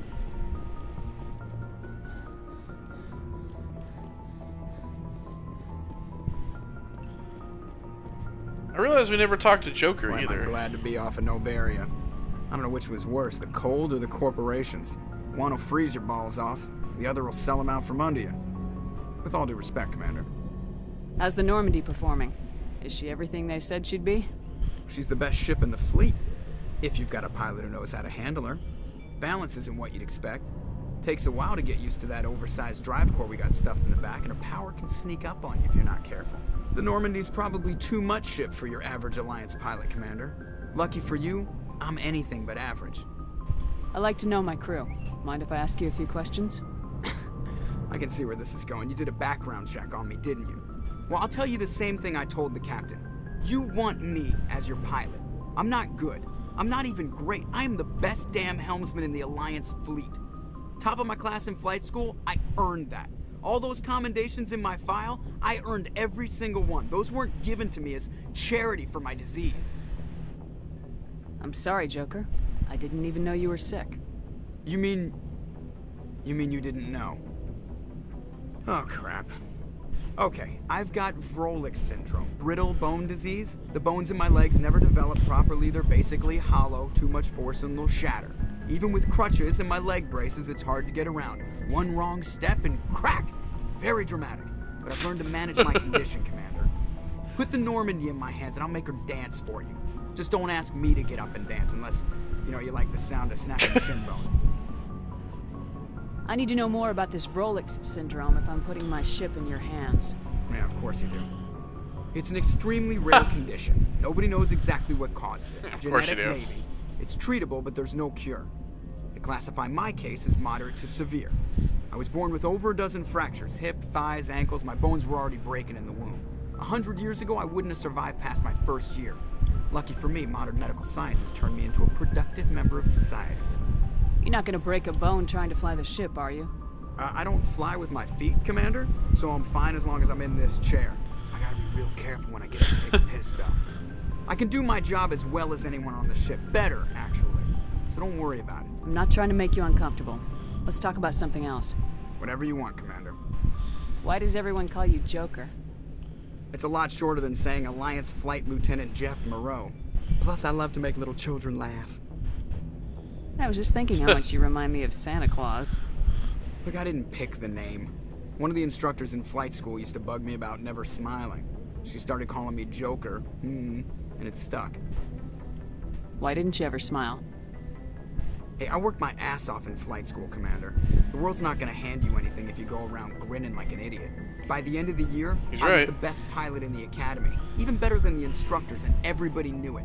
They'd all got their asses kicked by the sickly kid with the creaky little legs. One guess who was smiling at graduation? How'd you end up joining the Alliance? Look, if you're looking for an inspirational tale of the crippled kid overcoming impossible odds, you're gonna be disappointed. My mother was a civilian contractor working for the Alliance. I basically grew up on the Arcturus station back when they were building up the fleets. Spend all that time around Alliance ships, there's a good chance you'll end up going to the Academy. I have to go. Alright, see ya. Alright, see ya. Yeah, Joker's a funny guy. I know we haven't really talked to him, but... Alright, we'll take Garrus and Liara with us, as per usual. equalizing interior pressure with exterior atmosphere. Oh god. Logged. The commanding officer is ashore. Exo Presley has the deck.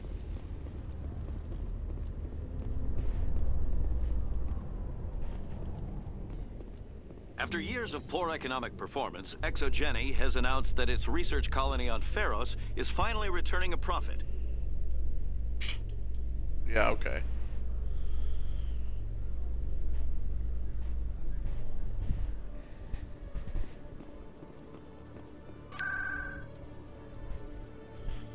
Alright, Presidium locations, Citadel Tower.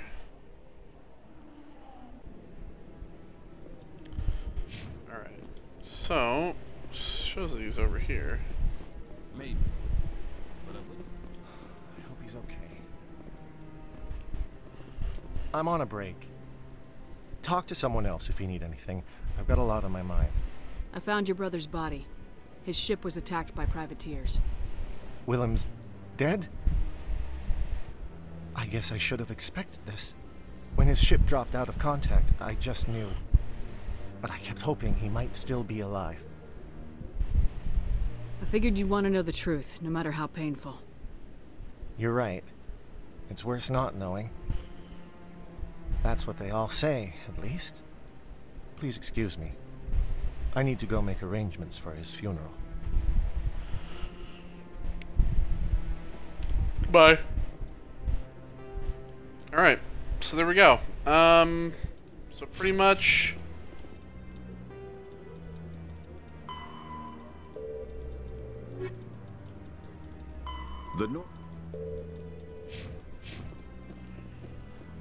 So, yeah, there we go. We're done.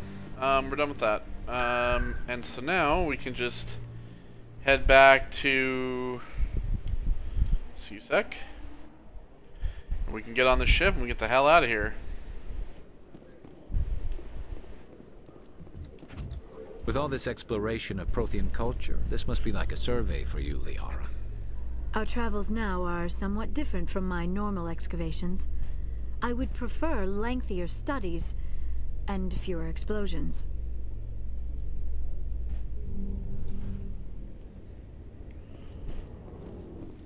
Okay. Back on the Normandy, and we'll... Stand by, shore party. Decontamination. We'll head to Virmire. And remember earlier when we were talking to Rex Logged. and everything... The commanding officer is aboard. Exo Presley stands relieved. Talking to Garrus about Solarians and the like, we talked to Garrus about like the genophage, talking to scientists and stuff like that, and yeah, we're gonna be talking to some of them in here in a little bit. So we're gonna be headed to Virmire now.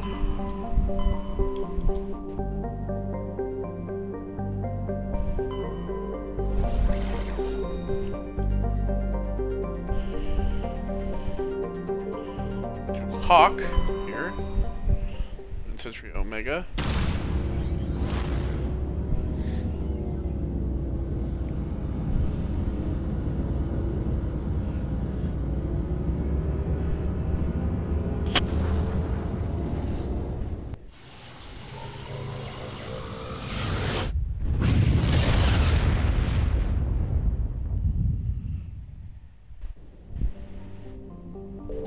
Okay, so, Chloroplon?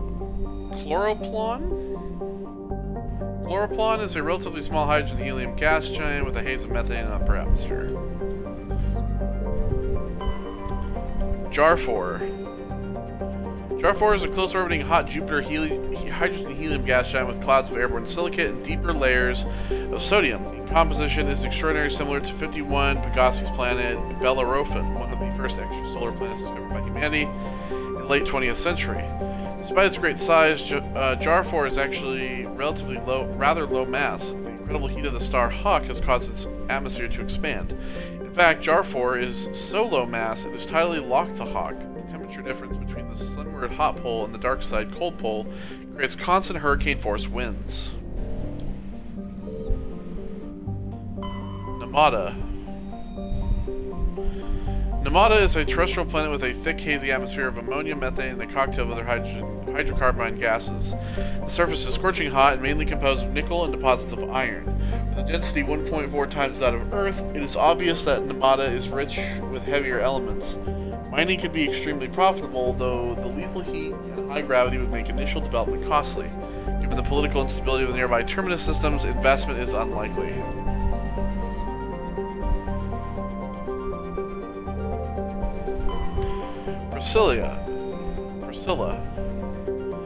Priscilla is a terrestrial world so small it cannot retain even a trace atmosphere. The surface is frozen and composed of magnesium silicates with carbonaceous deposits. In the recent past, the pirate band from the terminus systems carved a message into the surface using ship-based laser weapons. In 100-meter wide Batarian syllabic, the message proclaims the military prowess and virility of one Captain Zaish. A smaller postscript alludes to the questionable percentage of all humans. And Virmire. Virmire is a lush frontier world ideal for colonization by carbon-based species. Its vast seas and orbital position on the inner life zone have created a wide equatorial band of humid tropical terrain. Unfortunately, the political instability of the nearby terminus systems has impeded colonization efforts. The high risk of raids by pirates and slavers makes it an unappealing homestead. Alright, we'll take Liara and Garriskin. Commander, I'm reading a signal. Must be our Solarian infiltration team. Check out those defense towers. Drop the Mako. We'll go in hot and take them out.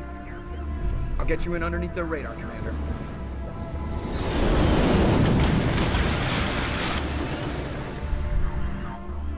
You've got a clean drop, Commander. Stay out of range and continue evasive maneuvers until I bring those AA towers down. I know the drill. Meet you at the camp once those towers are offline. Joke around. Alright, so gatehouse. Multiple gatehouses here. Solarian camp.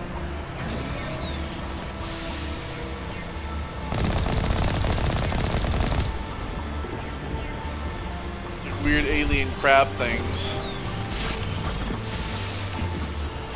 Me.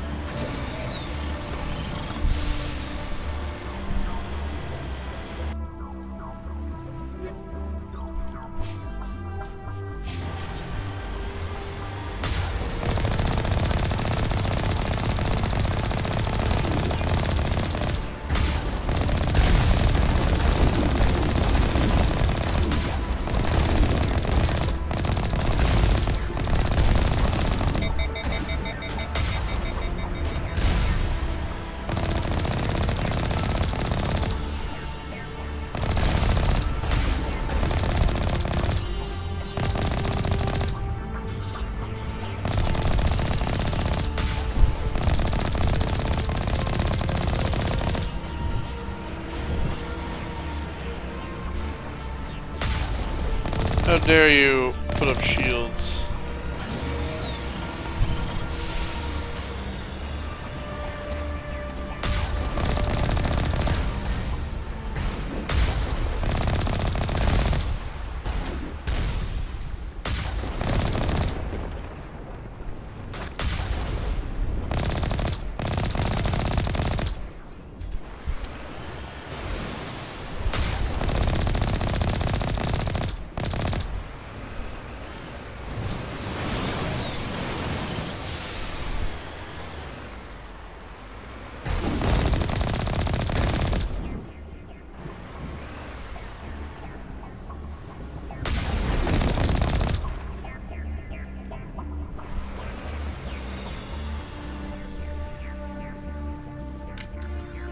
Alright, so we'll get out here. We'll check this out.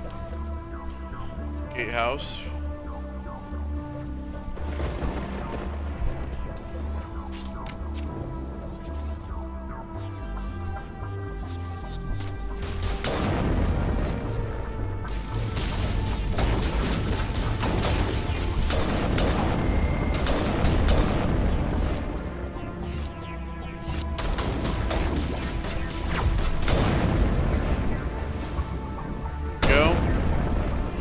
You're dead.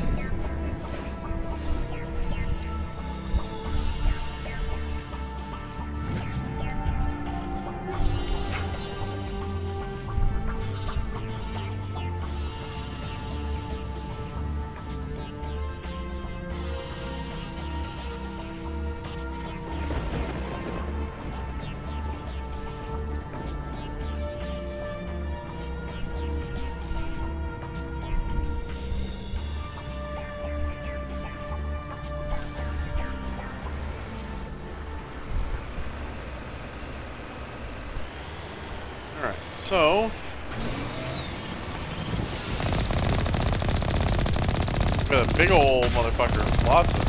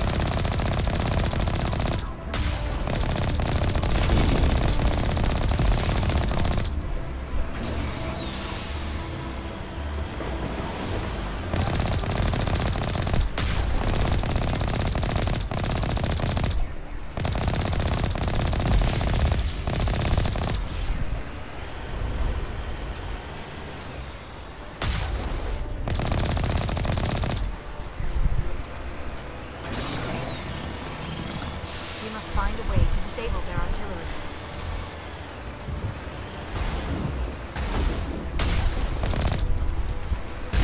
Do you?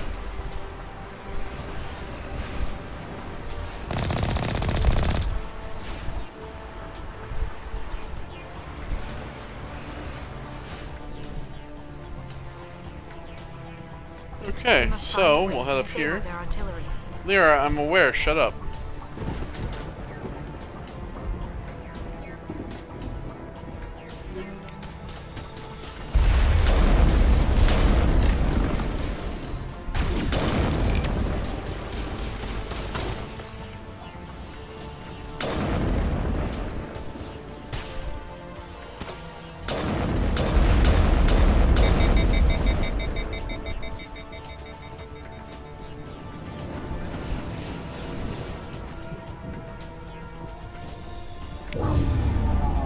I'm reading that the grid is down, Commander. On approach to the Solarian base now. Out.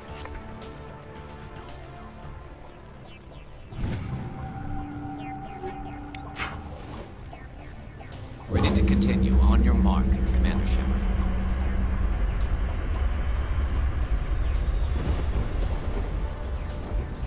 Alright, so now the gates are open.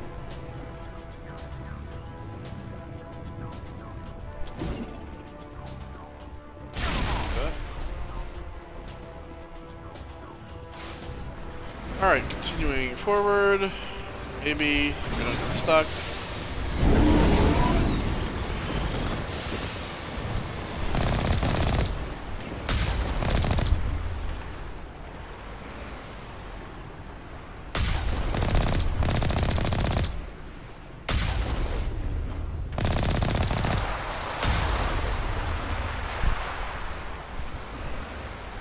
Curing point. Alright, out again.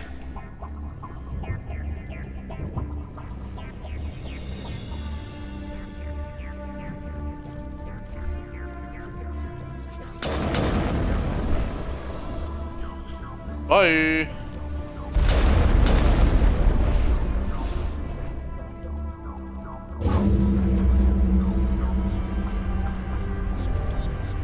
Oops. That was the final gate. Our path to the Solarian camp should be clear from here.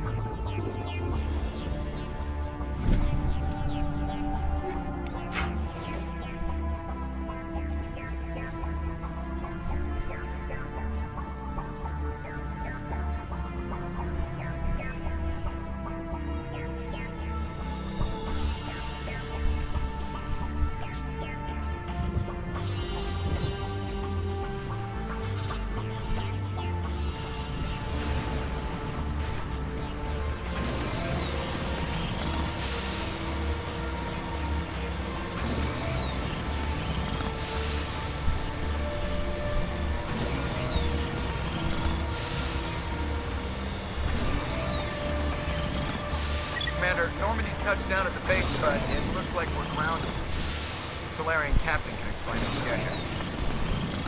Oh yeah? Think so?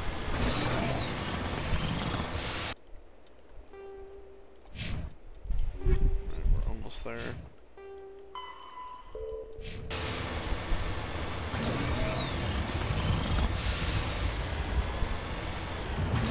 There is the Solarian camp.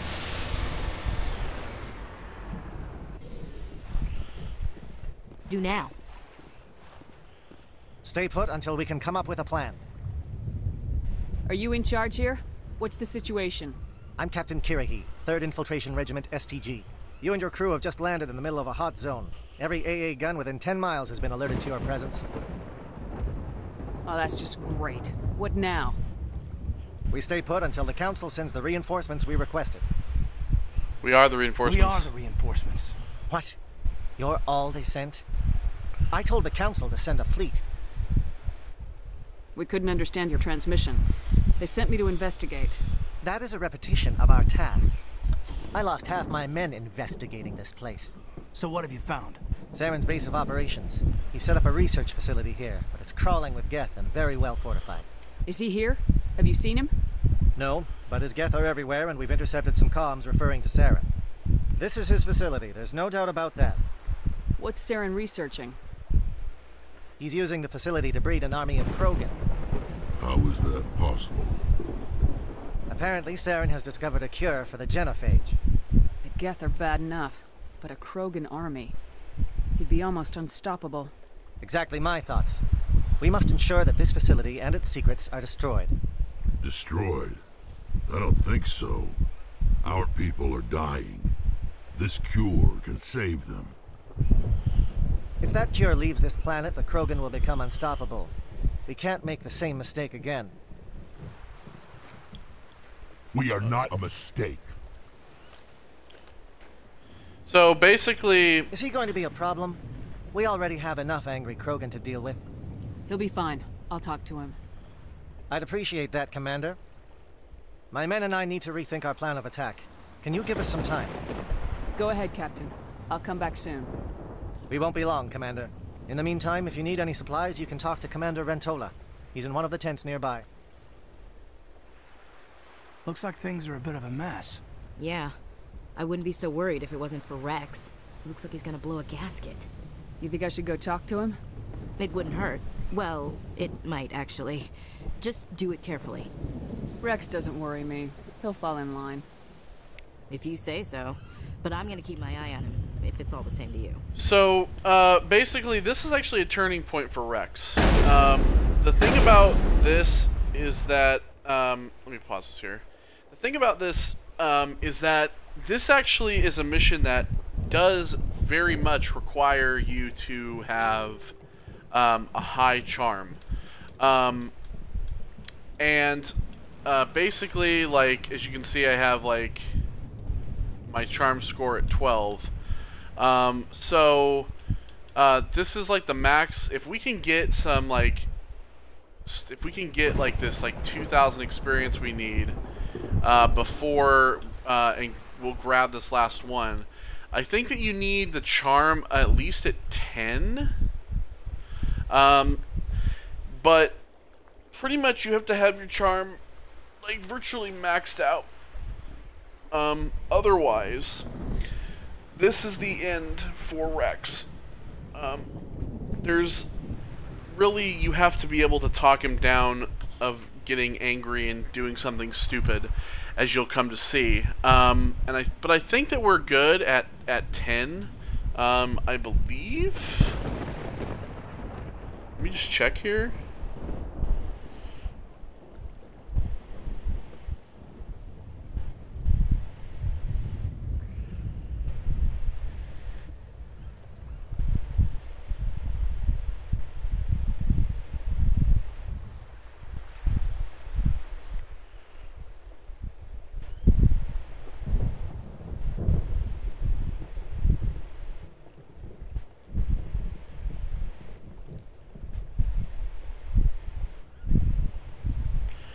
Okay, so it needs to be at least at 8. So, but we've also gotten the family armor for him, so we should be good. The reason being is because Rex, having everybody alive that we need to have alive like Rex will matter for the next games. Like, a lot of the crew from this game will not be a part of your crew in the second game, but in the third game, they do all come back. And so if Rex is still alive, it would be fantastic. The first time I played this, he actually died, because I didn't really know what to do in terms of, like, charm and stuff like that, or intimidate. So we'll try to essentially, like, if we can get the other remaining points, hopefully we can get this. We'll get this last charm, and then we'll continue with things like combat armor would be the other good one to get. So we're still working on pistols and shotguns, but yeah. Talk to Rex to calm him down. I'm concerned about Rex. Can we still trust him? Yeah, we can trust him. The upcoming battle frightens me, but I know Saren must be stopped. Greetings, human. I am Commander Rentola. I can provide you with supplies for the upcoming mission. For anything else, I suggest you speak with Captain Kirahi. Let me see what you have. What little there is. Bro, I would literally buy...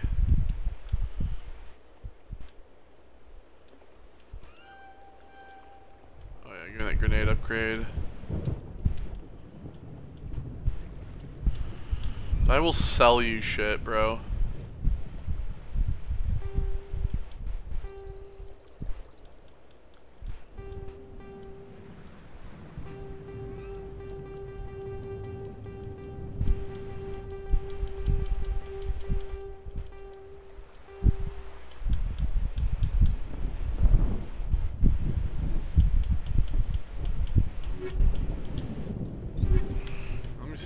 Here, is there anything?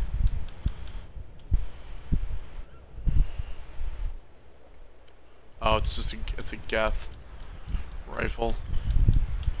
I don't ever like using the Geth rifle because you can't put any like mods onto it. Hello again, human. If you need supplies, I suggest you take them now. Let me see what you have. What little there is.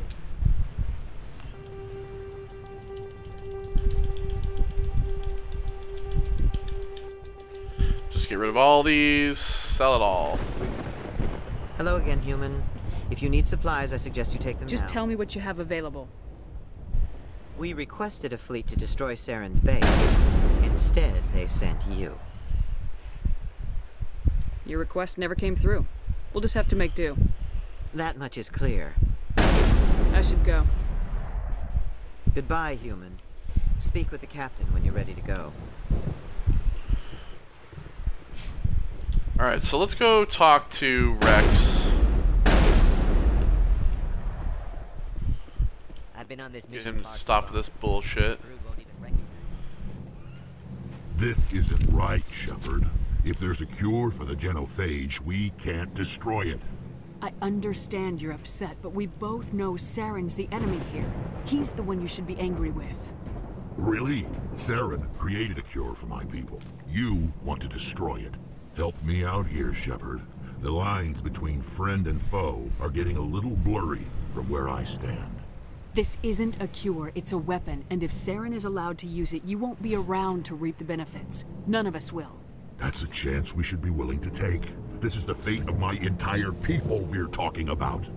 I've been loyal to you so far. Hell, you did more for me than my family ever did. But if I'm going to keep following you, I need to know we're doing it for the right reasons. Rex, these Krogan are not your people. They're slaves of Saren, tools. Is that what you want for them? No, we were tools for the Council once. To thank us for wiping out the Rack. There we go. Neutered us all. We got him down. We didn't even have to use our charm. All right, Shepard. You've made your point. I don't like this, but I trust you enough to follow your lead.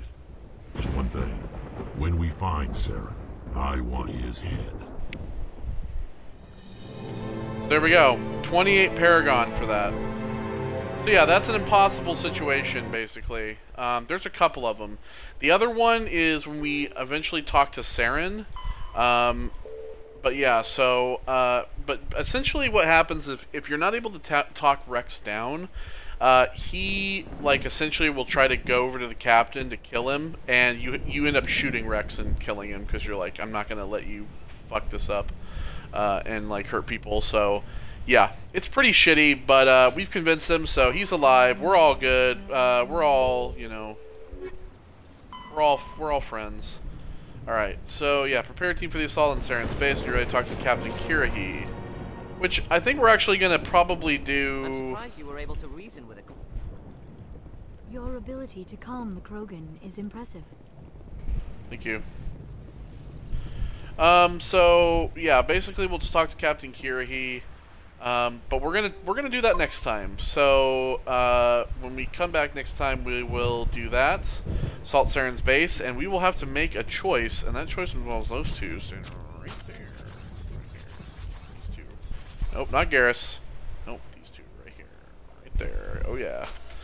So, yeah. That will be on the next part. So, take care, and goodbye.